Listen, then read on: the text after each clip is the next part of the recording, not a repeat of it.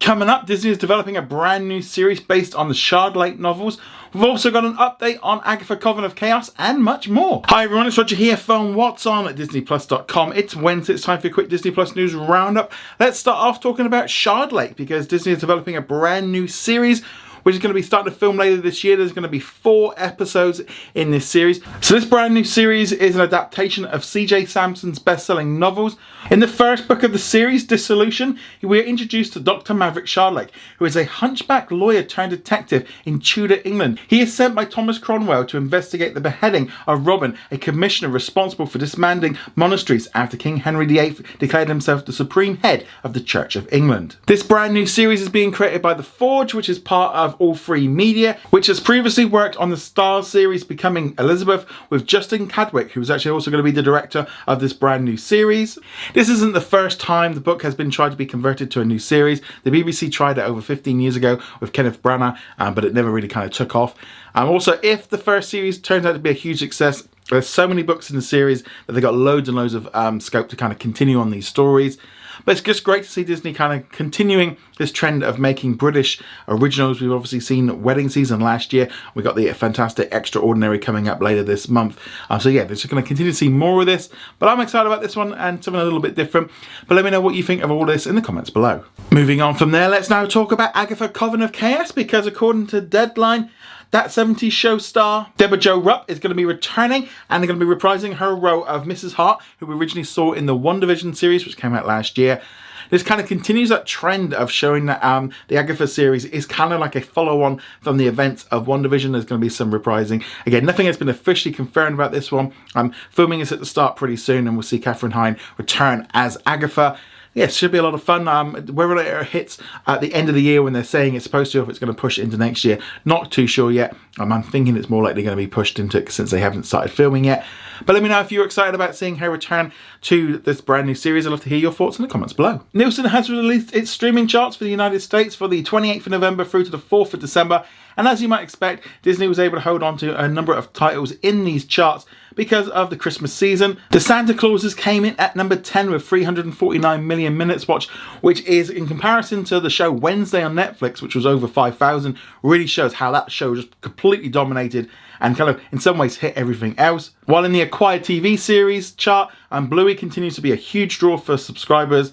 In addition to that, ABC signature series Grey's Anatomy continues to pull in viewers, as does Criminal Minds, both of which are on Disney Plus internationally. In terms of the movie chart, Troll was the biggest one from Netflix, but it was Home Alone and Home Alone 2 that kind of kept Disney Plus in the charts. No sign there of Disenchanted, which is a real shame. I mean, this is only like 2 weeks after release, showing that people just stopped watching that once they were over Thanksgiving, which is a massive shame. While in the overall chart, Disney Plus didn't manage to get anything in that chart at all, just because really Wednesday on Netflix just completely dominated. Also, more worryingly with this is Willow was nowhere to be seen on the original chart, and they dropped with 2 episodes, so they just weren't able to pull in those minutes. Hopefully it might drop in there in the coming weeks ahead as more episodes become available and there's more minutes. But yeah, that's a bit of a disappointment for that show, because I enjoy it. So we had the penultimate episode drop today, but yeah, it's gonna be interesting to see what happens with the show, because definitely doesn't seem to have the same excitement around it like we do with the Marvel and the Star Wars series. But we're just gonna have to wait and see. But on initial impressions, it did not pull in the audiences that we thought it might. Moving on from there, let's now talk about what's new on Disney Plus today. The big new release was Star Wars The Bad Batch. We got the first 2 episodes of the 2nd season. New episodes are dropping every single week. Can't wait to see where this series goes. I've seen most of it, and you guys are in for a treat if you enjoyed the first season. Lots of cameos and stuff, so I think it's going to be a lot of fun. Just nice to see Star Wars back. We've got so much content coming this year. That's going to be great. We also got a brand new episode of Willow. Next week is going to be the finale. In addition to that, we got a brand new episode of National Treasure Edge of History. Some other new international releases in terms of Star originals. We got Small and Mighty. We also got Runaway, plus the 2nd season of The Frenchmans. Here in the United Kingdom, we also got The Reservation Dogs Season 2. While in America, they got Primal Survivor Over the Andes and the entire 2nd season of The Magic of Animal Kingdom. Now, unfortunately, this one is a little bit different than the first season, which was a Disney Plus original. It's going to be shifted over to the linear network, so the international release is going to be all over the place. We don't really know when it's going to drop. Hopefully, it's pretty soon. This is kind of one of the problems. Once they involve linear, the rules change and the contracts will change. It's a shame it's not out for everyone, but it's out now in the United States. There was also another big release here in the UK and in Canada. we got The Menu, a brand new Searchlight Pictures film, which I'm going to be watching later today. I've been waiting for this one. Also here in the UK, we did get some new episodes of Bob's Burgers Season 13. We also got 911 in addition to Big Sky. So plenty of new content to watch. But let us know what you're going to be watching on Disney Plus in the comments below. And in our poll of the day, I did ask you, what Disney Plus original are you watching first each week? And at the minute, Star Wars The Bad Batch is winning with over 66%, while both National Treasure and Willow are right down the bottom there. I think everyone is really excited about the return of Star Wars The Bad Batch. In our comments of the day, Gary said, I'm so disappointed with the February launch date of Black Panther. Looking at the list for the upcoming movies on January 2023 on Disney Plus's Hong Kong, and Black Panther Wakanda Forever was listed for January under to be confirmed. Now I think this actually makes a lot of sense for them to be releasing it in February, because obviously it's Black History Month, but more importantly, it gives the movie a whole other month really of pulling in money at the box office. You know, I think we are going to see a much longer window for releases now. Going into 2023, you know, it's proven now that they kind of need to pull in this money to make these movies profitable, especially with these big blockbusters.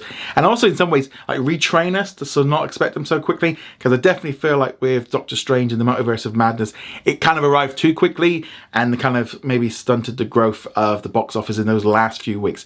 But yeah, it's a shame. Again, this is the problem with the international, sometimes, you know, the dates get out there and they're not correct and all the rest of it. It's a mess sometimes, but at least now we do at least know through the Disney Plus app in the US that it's coming on February the 1st. Connor also said, I saw online Disney was going to be airing Tokyo Revengers Season 2. Is this true? Now I can confirm it's going to be coming to Disney Plus in Canada and in a number of countries in Asia. We've seen that. No confirmation yet for the UK or for Hulu in the United States. It probably will not be going on in the US, but I suspect we will be getting it as a global release, pretty much like Bleach.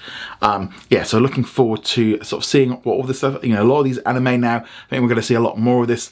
Again, it'd just be nice if they could tie things up a little bit better, make some better announcements with regards to what's going on with these series.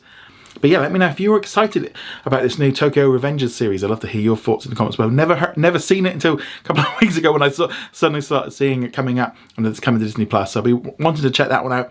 I was told yesterday on one of the comments that Bleach here in the UK at least now has some dubbing, so plan is to watch a couple of episodes of that in the coming days ahead, so that should be a lot of fun. And Andrew also said, I will watch Wakanda Forever when it arrives on Disney Plus. I assume Avatar The Way of Water will be on Disney Plus in late February or early March.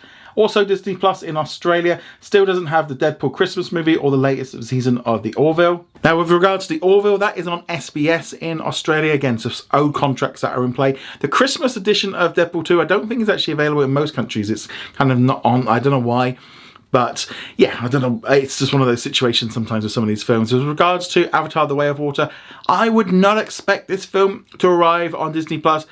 If it was on before Easter, I will be surprised in April. I think this one's going to be in cinemas for a long time. It needs to make a bucket ton of money. I mean, at the minute, it's about 1.5 billion, so it's doing pretty well. You know, it's the biggest film of 2022, but it's still got a long way to go, especially if they want to get it into that 2 billion club, which I think they will get there. But the only way of doing it is basically just to keep off that Disney Plus release. They need to keep it in cinemas. So I'm not expecting Avatar The Way of Water anytime soon. Definitely not going to be 45 days, probably not even going to be 90 days. I think it's going to be much longer than that one. But yeah, let me know, when do you think Avatar The Way of Water will arrive on Disney Plus? I'd love to hear your thoughts in the comments below. Remember to go check us out over at What's On at DisneyPlus.com. Like, follow and subscribe, and I shall see you guys soon. Laters. Thank you very much for watching this video. Make sure you go check us out over at whatsondisneyplus.com. Like, follow and subscribe. Also a huge thank you to all of our supporters over on Patreon and also on our YouTube channel memberships. And I shall see you guys in another video. Laters.